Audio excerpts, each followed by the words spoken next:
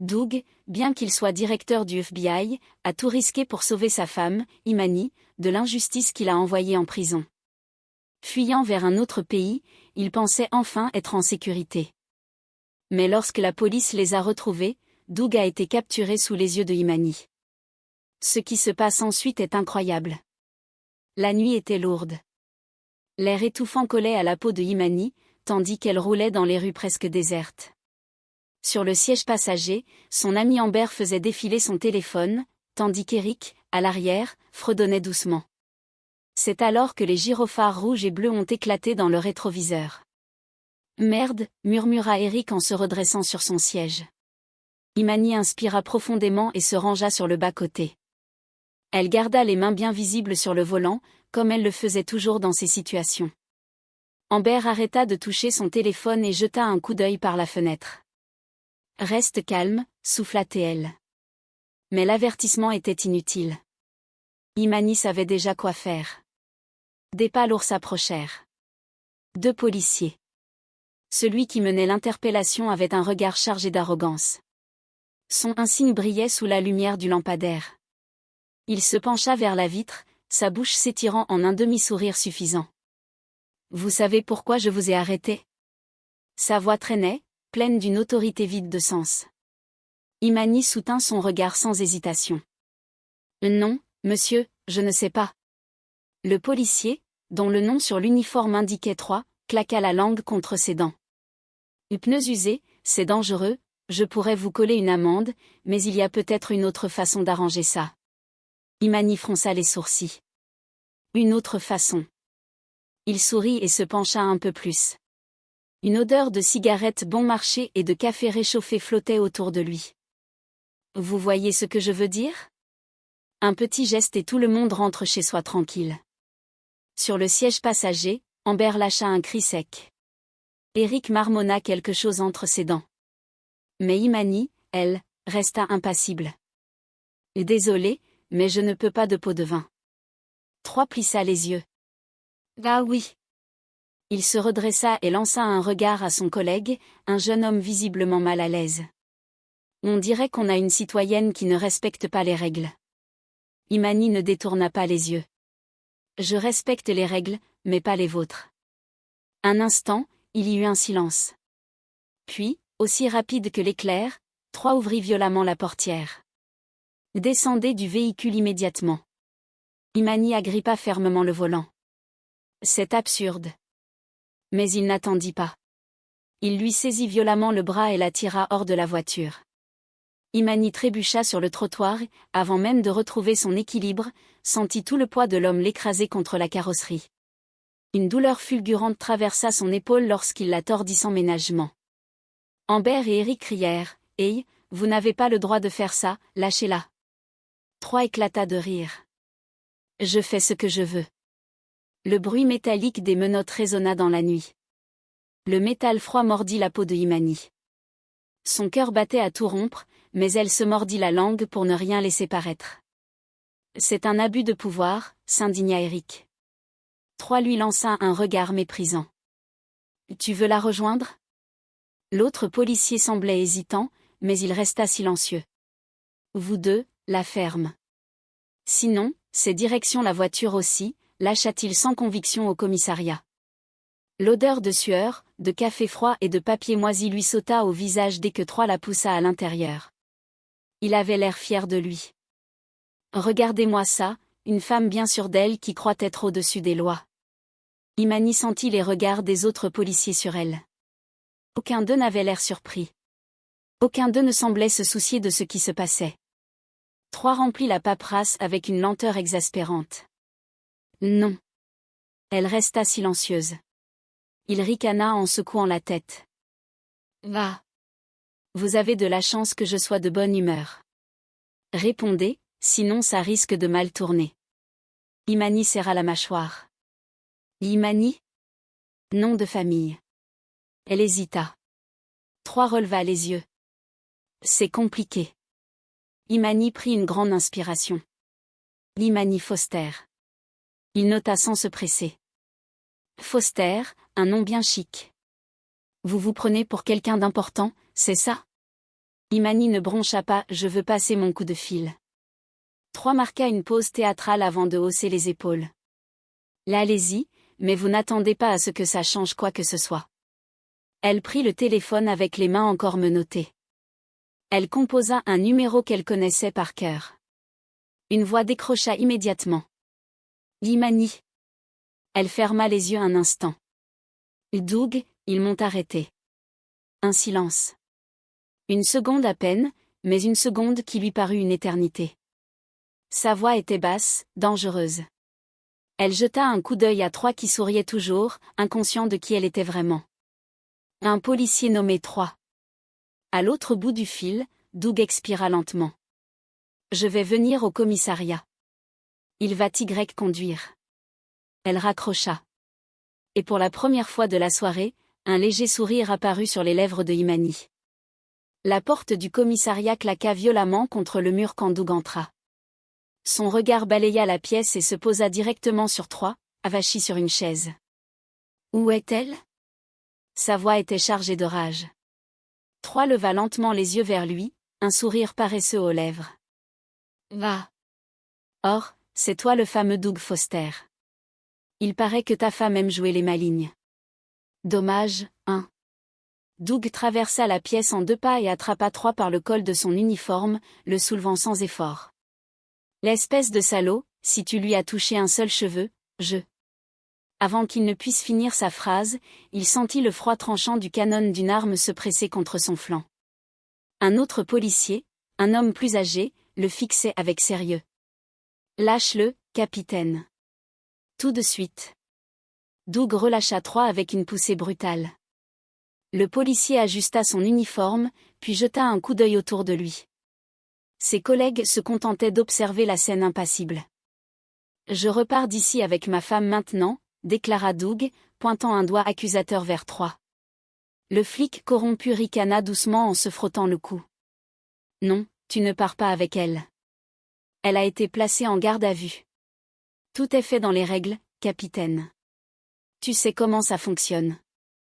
Doug ferma les yeux un instant, luttant contre la colère qui bouillonnait en lui. Ces accusations sont montées de toutes pièces. Tout le monde ici le sait. Troy haussa les épaules. Et tu as des preuves ? Un silence écrasant s'abattit sur le commissariat. Doug balaya la pièce du regard, cherchant un soutien quelconque. Mais tout ce qu'il trouva ce furent des regards vides. Le système était contre lui. Quelques jours passèrent et Imani fut amenée au tribunal. La salle semblait plus grande qu'elle ne l'était réellement. Le poids des regards posés sur elle était oppressant. Assise au premier rang, Doug gardait les mains jointes, le corps tendu. Il la fixait comme s'il pouvait la sortir de cette situation par la seule force de sa volonté. Le procureur parlait de résistance à l'arrestation, d'outrage, d'agression sur un agent des forces de l'ordre. Chaque mot était un mensonge, mais il les énonçait avec un tel aplomb qu'ils sonnaient comme des vérités. L'avocat de Imani plaida en sa faveur, tenta de contrer les accusations, mais le juge resta impassible. Puis le verdict tomba. 2 ans de prison d'État. Le marteau s'abattit sur le bureau du juge. Le son résonna en Imani comme un coup de tonnerre. Doug se leva d'un bond. C'est du grand n'importe quoi. Le juge lui lança un regard indifférent avant de quitter son siège. L'audience était terminée. Imani fut escortée hors de la salle. Doug voulut se précipiter vers elle, la prendre dans ses bras, mais les gardes l'en empêchèrent. Le regard de Imani croisa le sien un bref instant. Elle ne pleura pas. Elle ne montra aucune peur, mais Doug sentit tout le poids de la situation s'abattre sur lui. Imani était en train de se faire broyer par un système pourri et il savait qu'aucun sauveur ne viendrait pour elle, sauf lui. La nuit était froide quand Doug se retrouva devant la maison de Troy. Dans son esprit, l'image de Imani enfermée dans cette cellule, le regard fatigué mais la dignité intacte, ne le quittait pas. Le système l'avait trahi. Il avait juré de faire respecter la loi. Mais il voyait maintenant que la loi ne protégeait que ceux qui savaient la manipuler. Si la justice ne faisait pas son travail, alors il le ferait à sa place. L'odeur du carburant emplit ses narines tandis qu'il répandait le liquide inflammable tout autour de la maison. Le briquet trembla légèrement entre ses doigts, mais il n'hésita pas. Les premières flammes furent timides, puis elles s'étendirent rapidement, léchant les murs, dévorant les fenêtres. Quelques minutes plus tard, 3 surgit en titubant par la porte d'entrée, les yeux écarquillés. Non, non. Doug était adossé contre la voiture de police qu'il avait volée au commissariat, observant la scène à distance. Il voulait voir la peur dans les yeux de cet homme. Il voulait voir 3 paniquer. Mais alors, quelque chose d'inattendu se produisit. 3 scruta les environs comme un animal traqué et il s'enfuit. Doug plissa les yeux. Il n'appela pas de renfort. Il ne hurla pas à l'aide. Il s'enfuit. Doug resta immobile devant l'incendie. La chaleur des flammes se reflétant sur son visage. La maison de 3 partait en fumée, mais en lui, quelque chose brûlait encore plus fort. Ce n'était plus seulement une vengeance, c'était une guerre. Et dans une guerre, il ne suffisait pas d'attaquer en premier. Il fallait être prêt pour la riposte. Il le savait. 3 n'allaient pas encaisser la défaite. Un homme comme lui ne renonçait pas. Il ne se soumettait pas. Il contre-attaquait. Alors Doug ne perdit pas de temps. Il récupéra une voiture discrète et prit la route, roulant sans s'arrêter, changeant de trajet à plusieurs reprises pour brouiller les pistes. Mais au fond de lui, il en était certain. 3 allaient le traquer. Et quand les phares des voitures apparurent dans le rétroviseur, Doug comprit que tout avait changé. Ce n'était plus une simple traque. C'était la tentative de 3 de l'effacer définitivement de la carte. Le premier coup de feu brisa la vitre arrière. Doug se baissa instinctivement, les mains toujours fermement accrochées au volant. Le vacarme des tirs résonnait dans l'habitacle. Le tableau de bord clignotait, une alerte rouge signalant une surchauffe du moteur. Puis un autre tir fusa. Le pneu arrière explosa. La voiture se mit à tanguer violemment vers la gauche. Doug tenta de redresser, mais la vitesse était trop élevée. Le véhicule dérapa, sortit de la route et plongea dans le fossé. Tout bascula. Le tonneau fut un chaos de verre brisé, de métal tordu et de forces écrasantes projetant Doug contre chaque surface possible. Puis le silence. Il ignorait combien de temps il était resté là, immobile. L'odeur d'essence imprégnait ses narines. La douleur pulsait dans chaque muscle de son corps. Un filet de sang chaud s'écoula sur son front, brouillant sa vision. Les phares de ses poursuivants illuminèrent l'épave. Il est mort. La voix d'un des policiers brisa le silence. Probablement. Personne ne survit à un crash pareil. Des pas s'approchèrent. Doug ne pouvait pas respirer profondément. L'air lui brûlait les poumons. Son corps lui hurlait de rester là, d'abandonner. Mais son esprit refusa. Il se glissa hors de la carcasse, rampant à travers les hautes herbes, disparaissant dans l'ombre de la forêt avant que les faisceaux des lampes torchées ne puissent l'atteindre. Le froid nocturne s'infiltra dans ses os. Il était en vie et cela signifiait que la guerre n'était pas terminée. L'intérieur de la cabane était chaud, imprégné d'une odeur de bois brûlé et d'herbes séchées. Doug cligna lentement des yeux, la tête lourde. La douleur était toujours là, mais moins vive. Alors, le mort s'est réveillé. La voix venait d'une femme assise dans un fauteuil à bascule près de la cheminée. Le visage de Ramona était dissimulé dans l'ombre. Mais ses yeux brillaient dans l'obscurité, l'observant attentivement. La gorge de Doug était sèche, sa voix à peine audible. « Où ?»« Nulle part », répondit-elle en prenant une gorgée de thé. « Je t'ai trouvé à moitié crevé dans la forêt. Tu as de la chance. Je déteste avoir des cadavres dans mon jardin. » Doug tenta de se redresser, mais une douleur fulgurante lui traversa la poitrine. « Côte cassée », précisa Ramona, et une belle entaille sur le crâne. « Tu as besoin de repos. » Il secoua la tête, obstiné. « Pas le temps. J'ai un compte à régler. » Ramona eut un petit rire amer. « Toujours la même histoire. Vous les hommes de vengeance, vous pensez pouvoir réparer le monde en le brisant encore plus ? » Doug ne répondit pas. « Ça ne ramènera pas ta femme, » reprit-elle, son regard brûlant posé sur lui. « Je le sais parce que j'y suis passé moi aussi. » Il plissa les yeux. « Toi aussi, tu as perdu quelqu'un ? » « Oui, dit-elle simplement. » Et au final, Tout ce que j'ai gagné, c'est un cadavre de plus sous terre. Pas de justice.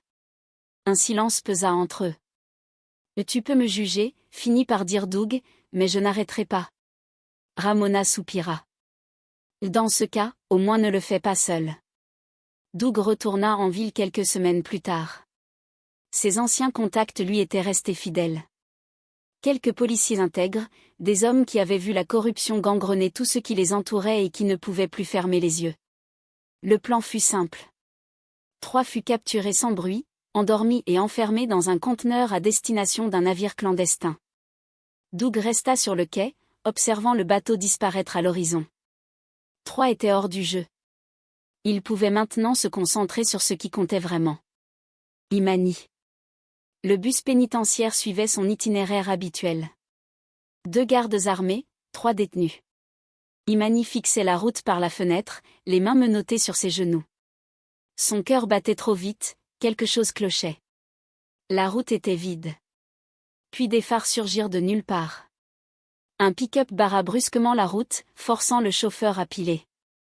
Avant que les gardes ne puissent réagir, des tirs retentirent, visant les pneus.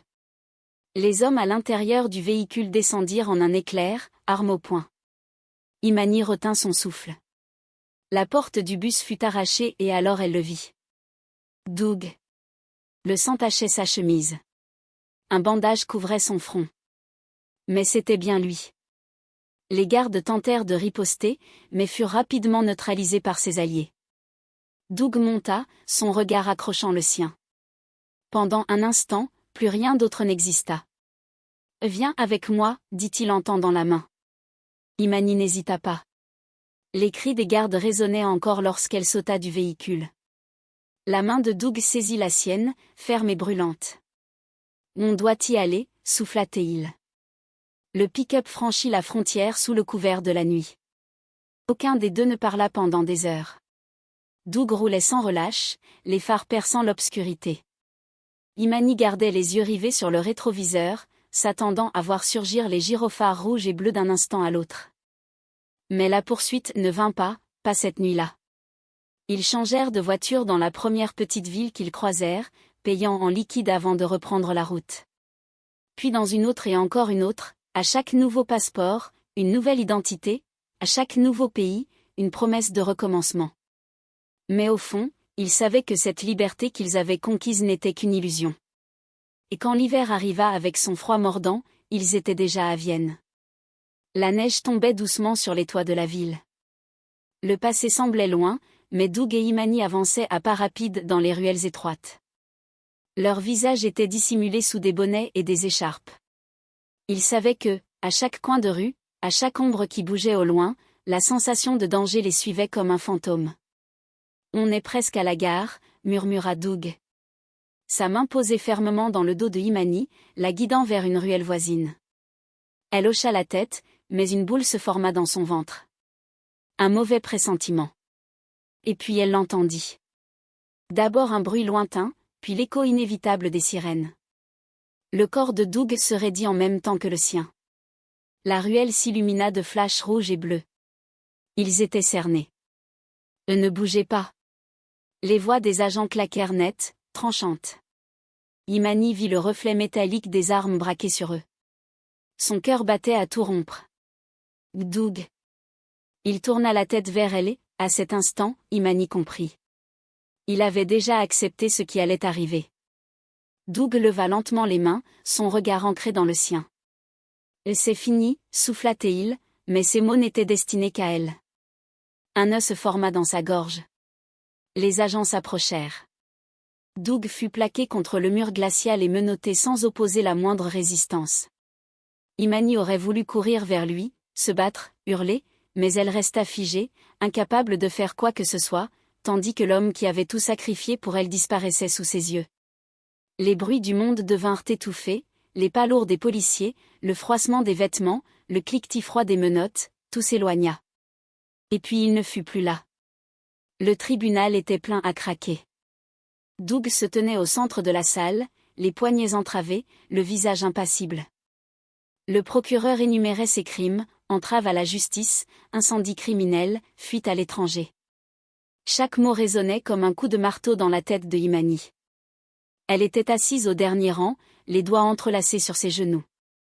Lorsque le juge abaissa son maillet, prononçant une peine de 8 ans de prison, la salle sembla vaciller autour d'elle. Doug ne broncha pas.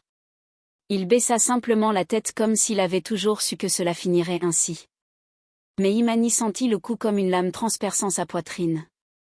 Il lui adressa un dernier regard avant d'être emmené. Et encore une fois, il disparut. Le temps passa. Imani tenta de repartir à zéro, d'avancer, d'oublier, mais l'impression d'être observée ne la quitta jamais. D'abord, ce furent des détails infimes, une porte qu'elle était sûre d'avoir verrouillée, entr'ouverte à son retour, un billet anonyme glissé sous sa porte, un parfum familier flottant dans l'air lorsqu'elle marchait dans certaines rues. Puis un soir, on frappa à sa porte. Le son résonna dans la maison comme un coup de tonnerre. Imani ne bougea pas tout de suite. Son corps entier se crispa avant même qu'elle n'ouvre. Elle savait déjà qui c'était. Et pourtant, quand elle tourna la poignée et aperçut Troy sur le seuil, son cœur s'arrêta un instant. Il souriait.